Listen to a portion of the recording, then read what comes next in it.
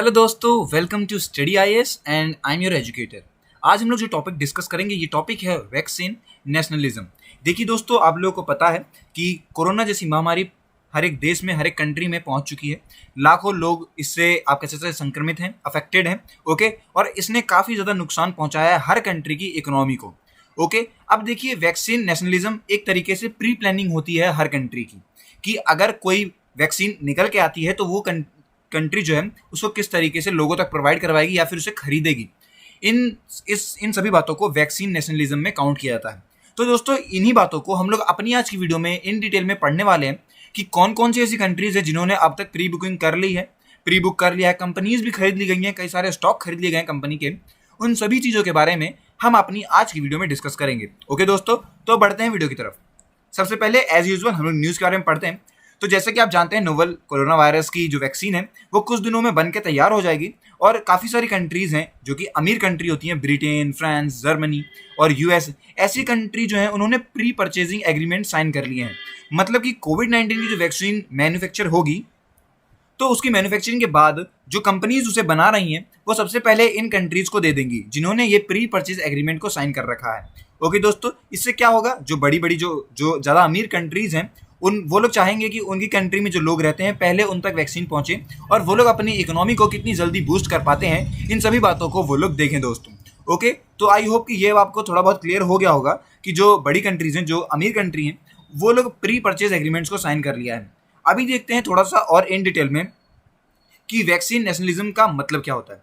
देखिए ये क्या होता है, ये एक तरीके से मान लीजिए एक जो अमीर कंट्री हैं, जो रिच कंट्रीज हैं, वो प्री बुक कर लेती हैं काफ़ी सारे नंबर्स में, मतलब एक large amount of numbers corona virus के वैक्सीन का। मतलब अंडर डेवलपमेंट है कोई वैक्सीन, अगर अभी टेस्ट भी हो रही है, उसकी टेस्टिंग चालू है, पर उसके ऑर्डर्स पहले ही दे दिए गए हैं, जिससे क्या होगा कि जैसे ही वो टेस्ट जो है वो सक्सेसफुल होगा, तुरंत क्या होगी, वो कंपनी जो है उस कंट्री को अपने जितने भी वो वैक्सीन के जो काउंट्स हैं, जो भी प्री बुक करे हैं, वो सारे क्वांटिटी को भेज देगी उस कंट्री के पास और वो कंट्री जो है डिस्ट्रीब्यूट कर देगी अपने लोगों में।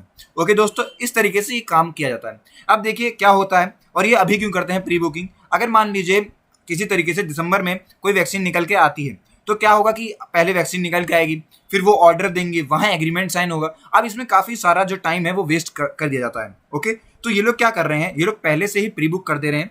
कोई वैक्सीन आएगी, मान लीजिए दिसंबर में अगर वैक्सीन आ गई है तो बस उसका कोई दिक्कत नहीं है, वो दिसंबर में आएगी, जनवरी तक लोगों तक वो वैक्सीन तुरंत पहुंच जाएगी। तो इससे क्या होगा कि वो लोग वो टाइम बचा सकते हैं और जितना ज़्यादा कम टाइम लगेगा लोगों तक वैक्सीन पहुंचने में, उतना ही कोई कंट्री जो है अपनी इकोनॉमी को और ज़्यादा बूस्ट करेगी। ओके दोस्तों, तो ये काम बहुत पहले से करते जा रहे हैं। कई सारी कंपनी तो जो जब स्टार्टिंग में ही हुआ था, जब मार्च अप्रैल के महीने में ही, उस टाइम पे प्री बुकिंग कर दी थी।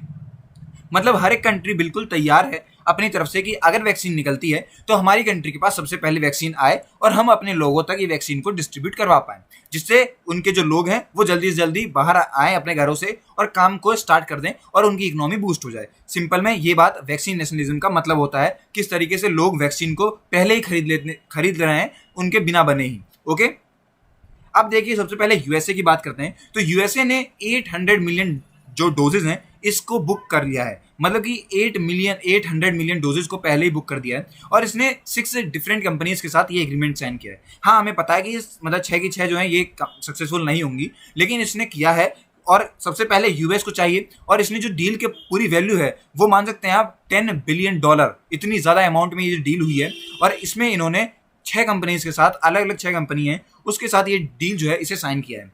कितने ऑर्डर्स दिए गए हैं, 800 मिलियन दर्जन, मतलब जो डोजेज हैं ये दिए गए हैं यूनाइटेड स्टेट्स के लिए। सबसे पहले यूनाइटेड स्टेट्स ने इस बुकिंग को कर दिया था। नेक्स्ट यूनाइटेड किंगडम, इसने क्या किया है, इसने 340 मिलियन डोजेज जो हैं इसको, मतलब इसके लिए आप कह सकते हैं ऑर्डर दे दिया है कि इतने तो कम से कम उन्हें चाहिए।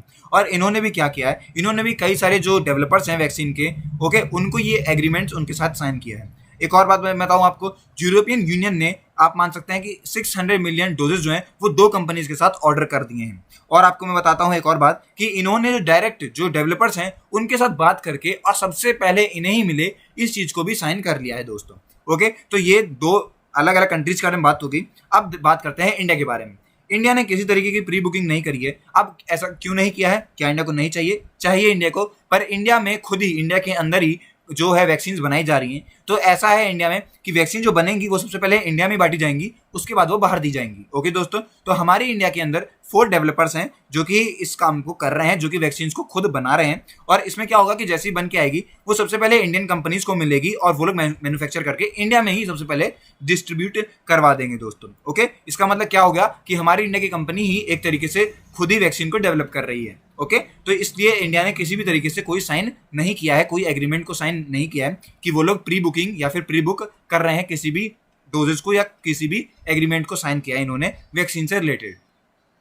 अब देखिए WHO के बारे में बात करें तो WHO ने कहा है कि जितने जो global facility to ensure universal access of vaccine, मतलब कि अगर सारी कंपनीज या फिर बड़े जो देश हैं, अमीर देश हैं, उन्होंने काफी सारे ऑर्डर दे दिए हैं, तो जो छोटे देश रह गए, ओके, जो नहीं इतने ज्यादा इन्वेस्ट कर पाते हैं, वो लोग को थोड़ा टाइम चाहिए होता है, तो उन लोग तक भी हमें ये देखना पड़ेगा कि उन लोग तक जो एक्सेस है, जो वैक्सीन पहुंचाई जा सके, तो उन लोगों के लिए भी वैक्सीन बची हो। ऐसा ना हो कि किसी ने 800 मिलियन डोजेस कर दिए हैं, अब पूरी उसकी जितना मैन्युफैक्चर थी वो पूरी खत्म हो गई, कुछ देश को मिली ही नहीं वैक्सीन। तो इस चीज को भी वहां पे देखने की बात करी गई है दोस्तों। ओके, साथ ही साथ जो जरूरी कंट्रीज हैं, जिनमें आप मान सकते हैं जिनमें सबसे ज्यादा कोरोना वायरस फैला हुआ है, जहां पे लोग सबसे ज्यादा संक्रमित हैं इससे, तो उस कंट्रीज में सबसे पहले पहुंचाई जाए, चाहे उसने ऑर्डर दिया हो नहीं दिया हो, पर इस चीज को भी WHO ने कहा है कि ये वाली फैसिलिटी जो है ये प्रोवाइड करवाई जाए। ओके, अब देखिए जो वैक्सीन बनाने का पूरा मतलब बात होती है, इसमें क्या होता है कि WHO को चाहिए $16 बिलियन, लेकिन अभी तक जो कंट्रीज हैं उन्होंने उसे आप मान सकते हैं $2 बिलियन को दिया है, और इसीलिए WHO जो है थोड़ा सा आप मान सकते हैं कि WHO ने ये बात भी अपनी रखी है। ओके दोस्तों, तो दोस्तों ये था पूरा वैक्सीन नेशनलिज्म के बारे में, कौन सी कंट्री ने कितने पैसे लगाए हैं, क्या कितने डोजेज हैं, इंडिया बना रही है नहीं बना रही है। आई होप कि अब आपको काफी कुछ क्लियर हो गया होगा। तो ये थी मेरी पूरी अच्छी वीडियो, मिलते हैं अपनी अगली वीडियो में, तब तक के लिए गुड बाय।